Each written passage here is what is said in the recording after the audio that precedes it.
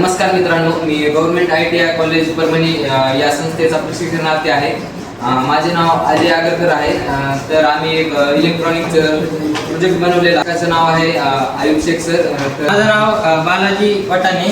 तर आपण मी इलेक्ट्रॉनिक मेकॅनिकचा विद्यार्थी. आपण एक होम थिएटर बनवलेला आहे, आपण पाहू शकता. हे बघा ट्रान्सफॉर्मर आहे 12-0-12. याचं कनेक्शन आपण रेक्टिफायर 4 डायोड लावलेले आहेत. याचं कनेक्शन याला दिलेलं आहे. रेग्युलेटर आहे ही 4-7. तर मित्रांनो, आपण या ब्रिज रेक्टिफायरचे जे DC सप्लाय आहे तो आपण IC ला दिलेला आहे. 7812 IC आहे, रेग्युलेटर IC आहे. आणि तर आपण रेग्युलेटर IC सप्लाय आपण ॲम्प्लिफायरला दिलेला आहे. त्याला आपण 4 IC जोडलेले आहेत आणि जोडल्यानंतर तो हीट सिंक होतो. आणि नंतर तर आम्ही या 0 PCBला अशी सोल्डरिंग केलेली आहे. हा बेसचा आहे, इकडे आहे. आणि इकडे आम्ही स्पीकरला इकडे कनेक्शन दिलेलं आहे. तर आपण आता टेस्ट करून पाहूया.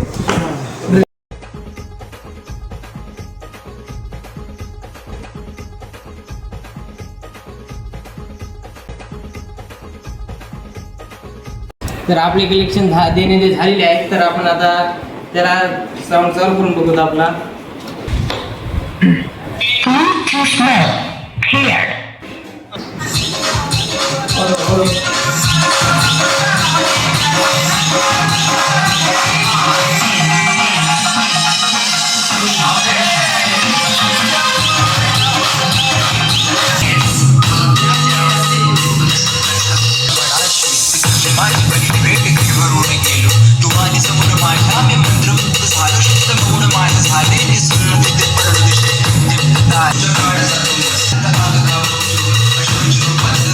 शासकीय औद्योगिक प्रशिक्षण संस्था परभणीमध्ये आपले प्रशिक्षणार्थी यांनी आपल्या